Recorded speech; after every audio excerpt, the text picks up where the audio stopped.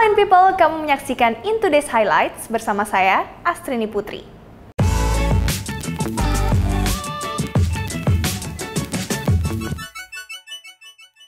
Di informasi pertama, Presiden Joko Widodo menandatangani Undang-Undang Cipta Kerja Senin 2 November kemarin. Usai disahkan, undang-undang ini resmi berlaku. Pada Senin tengah malam, Presiden Jokowi mengesahkan pemberlakuan Undang-Undang Cipta Kerja atau Omnibus Law. Undang-undang itu pun diberi nomor yakni UU nomor 11 tahun 2020. Total UU Ciptaker ada 1187 halaman. Kemudian detail salinan undang-undang tersebut diunggah ke situs setnek.go.id.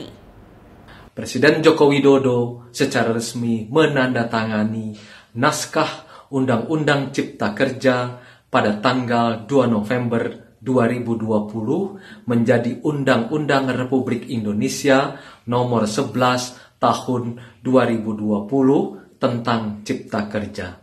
Undang-Undang Cipta Kerja ini adalah undang-undang untuk seluruh rakyat dan Indonesia dan untuk masa depan Indonesia. Masih terkait Omnibus Law, Masa Serikat Pekerja mengajukan gugatan ke Mahkamah Konstitusi. Berlangsung damai, peserta aksi mempertanyakan sejumlah pasal hingga pernyataan pemerintah. Sejumlah organisasi pekerja berkumpul di kawasan Monas, Jakarta Pusat, Senin pagi. Dipimpin oleh Andi Gani Nenawea selaku Presiden KSPSI dan Presiden KSPI Said Iqbal, masa menyampaikan aspirasi. Lalu mereka menyampaikan gugatan sejumlah pasal ke Mahkamah Konstitusi. Di antaranya soal pengesahan Omnibus Law dan mempertanyakan pernyataan Menteri Tenaga Kerja soal tidak adanya kenaikan upah minimum provinsi atau UMP. Para demonstran berharap Mahkamah Konstitusi dapat memutuskan seadil-adilnya. Kita memberikan pesan kuat kepada Mahkamah Konstitusi, kepada Majelis Hakim yang mulia, kepada seluruh jajaran MK. Jangan pernah menistakan perjuangan buruh Indonesia, betul nggak? Jangan pernah menganggap main-main. Kita akan penuhi setiap sudut Mahkamah Konstitusi. Di setiap sidang, kita tunjukkan buruh Indonesia kuat dan siap melawan. Hidup buruh! Hidup! Di informasi lain, Satuan Tugas Penanganan COVID-19 bersama Kementerian Kesehatan meluncurkan program penguatan tracing. Upaya ini melibatkan lebih dari 8.000 relawan. Selasa 3 November kemarin, Satgas Penanganan COVID menggandeng Kementerian Kesehatan meluncurkan program penguatan tracing. Upaya ini dilakukan melalui rekrutmen terbuka dengan melibatkan 8.060 relawan di 51 kabupaten kota pada 10 provinsi. Di antaranya Aceh, Sumatera Utara, DKI Jakarta, Bali hingga Papua. Dengan cara ini diharapkan daerah-daerah dapat mendeteksi lebih dari 80% kontak erat dari kasus konfirmasi dalam waktu 72 jam. Di samping itu bisa melakukan pemantauan terhadap kontak erat hingga 14 hari. Kita beralih ke mancanegara. Akibat pernyataan kontroversial yang dilontarkan Presiden Prancis Emmanuel Macron, sejumlah negara menggelar aksi protes.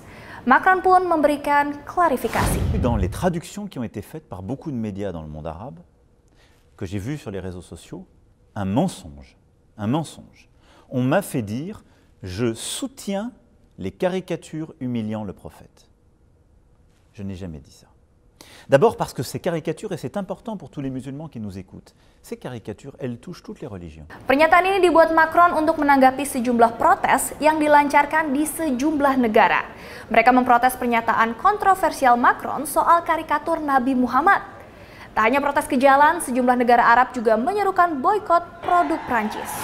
Selanjutnya kita ke negeri Paman Sam. Pemilihan Presiden Amerika Serikat tahun ini digelar di tengah pandemi. Berlangsung sengit, Pilpres mempertemukan Donald Trump dari Partai Republik dan Joe Biden dari Partai Demokrat. Pemenang Pilpres Amerika Serikat ditentukan berdasarkan suara elektoral. Jadi, jika salah satu kandidat mencapai angka 270 terlebih dahulu, dialah yang akan keluar sebagai pemenang. Hingga Kamis siang waktu Indonesia atau Rabu malam waktu setempat, Biden masih mengungguli Trump. Meski begitu, tim Trump merasa ada sejumlah kecurangan. Mereka pun berencana akan membawa permasalahan ini ke Supreme Court atau Mahkamah Agung. Di tengah pandemi COVID-19, dalam pemilu kali ini, lebih dari 100 juta orang menggunakan suara. Mereka menyampaikannya via pos ataupun langsung datang ke TPS. Beralih ke dunia olahraga. Mantan mega bintang Argentina Diego Maradona belum lama ini menjalani operasi di bagian kepala. Tindakan operasi diambil lantaran ditemukan gumpalan darah di lapisan otak. Selasa waktu setempat, Diego Armando Maradona jalani operasi otak di Klinik Olivos La Plata, Argentina. Operasi berjalan 80 menit. Tindakan ini dilakukan setelah hasil CT scan menemukan adanya hematoma subdural. Hematoma subdural adalah adanya gumpalan darah di antara dua lapisan pelindung otak. Penyebabnya muncul akibat benturan atau pukulan keras di kepala. Sempat mengaku depresi karena pandemi, operasinya tersebut berjalan lancar. Kini Maradona tengah masuk tahapan pemulihan. Banyak yang mendoakan kesembuhan ex-pemain Napoli ini. Salah satunya sang junior Lionel Messi. Selanjutnya kita ke Korea Selatan. Ada kabar gembira untuk para penggemar Secret Number. Girl group besutan Fine Entertainment ini comeback dengan single Got That Boom.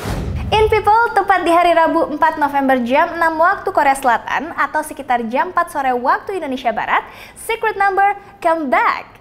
Single terbaru berjudul Got That Boom hadir dengan musik video bernuansa retro dan warna-warna neon. Selain itu, lirik lagu asik dan tarian energik menjadi daya tarik. Got That Boom menjadi lagu ketiga yang dirilis Dita Karang dan kawan-kawan. Sebelumnya, girl group asuhan Fine Entertainment ini udah menelurkan lagu Who Dis dan Holiday.